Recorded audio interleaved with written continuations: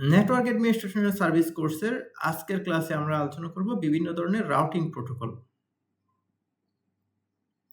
বিভিন্ন ধরনের রাউটিং প্রোটোকলের ভিতরে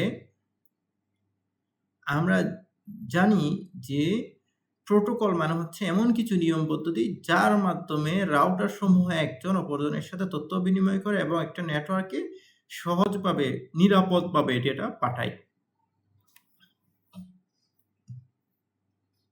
বিভিন্ন ধরনের রাউটিং প্রোটোকল আছে, তার মধ্যে RIP protocol, routing information protocol উল্লেখযোগ্য। তাছাড়া আছে OSPF, open shortest path first, আছে EIGRP, enhance interior gateway routing protocol, আছে বিজিপি, বর্ডার গেটওয়ে প্রোটোকল।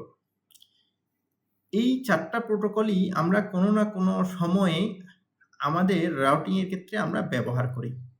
এখন আসি রাউটিং ইনফরমেশন প্রোটোকল, রিপ। এই রিপটা আসলে কিভাবে কাজ করে? আমরা যদি চিন্তা করি, আমার ৩টা শহর আছে, এক শহর থেকে আরেক শহরে আমাদের কমিউনিকেশন করতে হবে। এখন ৩টা শহরে মাঝখানে আমার টার্মিনাল আছে, ধরে নিলাম ৫টা।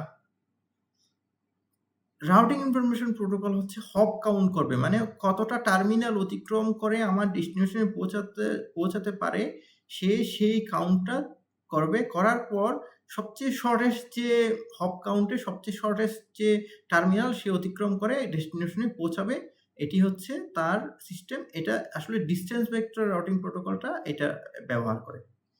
এক্ষেত্রে দেখা যাচ্ছে এটা খুব ছোট নেটওয়ার্কে ব্যবহৃত হয়। ১৫টির বেশি হপ সে কাউন্ট করতেই পারে না। 15 হপ সর্বোচ্চ সে কাউন্ট করতে পারে। এটি হচ্ছে রাউটিং ইনফরমেশন প্রোটোকল। ছোট নেটওয়ার্কের ক্ষেত্রে আমরা এই সিস্টেমটা কাজ করি। এটা কোনো ইন্টেলিজেন্ট সিস্টেম না, এখানে শর্টেস্ট পাথ নির্ধারিত হয় না, এখানে কোনো ওয়েট নির্ধারিত হয় না। সুতরাং এখানে কিন্তু অনেক ২টা মাত্র হপ আছে, তার মাধ্যমে ডেস্টিনেশন হচ্ছে, কিন্তু তাদের কিন্তু ডিসটেন্স অনেক বেশি। সেক্ষেত্রে সে কিন্তু বুঝতে পারবে না, সে সবচেয়ে বেশি ডিসটেন্স দিয়ে অতিক্রম করবে। কিন্তু ৫টা হপ আছে হয় ধরে নিন, কিন্তু হপগুলো আসলে একে অপরের নিকটে। সেক্ষেত্রে তার জন্য কিন্তু এই জিনিসটা অতিক্রম করা সহজ হতো, কিন্তু সে এটা বুঝতেই পারবে না। সে শুধুমাত্র হপ কাউন্ট করেই তার ডেটাটা পাস করবে। ওএসপিএফ হচ্ছে open shortest path first. Open shortest path first মানে হচ্ছে সবচেয়ে যে শর্টেস্ট যে পাথটা আছে সে প্রথমে সেটাই নির্ধারণ করবে। এটা হচ্ছে আসলে একটা লিঙ্ক স্টেট রাউটিং প্রোটোকল। তাহলে এখানে আমরা পেয়েছি ডিসটেন্স ভেক্টর রাউটিং প্রোটোকল, এরা হচ্ছে লিঙ্ক স্টেট রাউটিং প্রোটোকল। এটি নেটওয়ার্কের সম্পূর্ণ অবস্থাকে সবার আগে বিশ্লেষণ করবে। সে নেটওয়ার্কের প্রত্যেকটা যে হবগুলো আছে বা প্রত্যেকটা টার্মিনাল আছে, প্রত্যেকটা টার্মিনালে সে আগে যাবে এবং সবচেয়ে দ্রুত যে কার্যকর পথটা থাকবে সেই পথটাকে আসলে সে নির্ধারণ করবে। এবং বড় নেটওয়ার্কে এই ধরনের কাজটা সবচেয়ে বেশি ব্যবহৃত হয়। আমাদের মধ্যে সবচেয়ে বেশি আমরা কিন্তু ব্যবহার করি ওএসপিএফটা সবচেয়ে বেশি ব্যবহার করি। আর সিসকোর ক্ষেত্রে কিন্তু ইআইজিআরপি বেশি ব্যবহৃত হয়। কারণ সিসকো রাউটার বা সিসকোর কোম্পানিরই একটা সৃষ্টি হচ্ছে ইআইজিআরপি। ইআইজিআরপি হচ্ছে enhanced interior gateway routing protocol. এটি হচ্ছে একটা হাইব্রিড রাউটিং প্রোটোকল।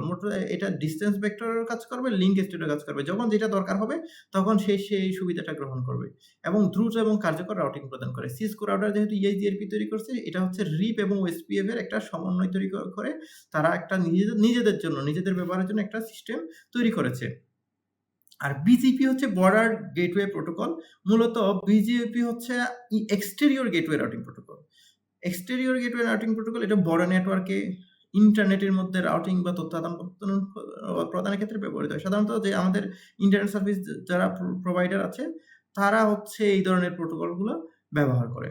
তাহলে আমরা আমাদের ব্যবহারের জন্য রাউটিং প্রোটোকলগুলো পাচ্ছি রিপ, ওএসপিএফ এবং ইআইজিআরপি, এবং আমাদের যারা ইন্টারনেট সার্ভিস প্রোভাইড করে তাদের জন্য পাচ্ছি বিজিপি বা বর্ডার গেটওয়ে প্রোটোকল। এর মধ্যে ইআইজিআরপি হচ্ছে সিসকো রাউটার যখন আমরা ব্যবহার করি তখন আমাদের ডিসটেন্স ভেক্টর রাউটিং প্রোটোকল এবং লিঙ্ক স্টেট রাউটিং প্রোটোকল দুইটা একত্রিত হয়ে এই ইআইজিআরপিটা সিসকোরই তৈরি, এটা সমন্বয়ে কাজ করে। ধন্যবাদ সবাইকে। আজকের ক্লাস এতটুকুই। আসসালামু আলাইকুম।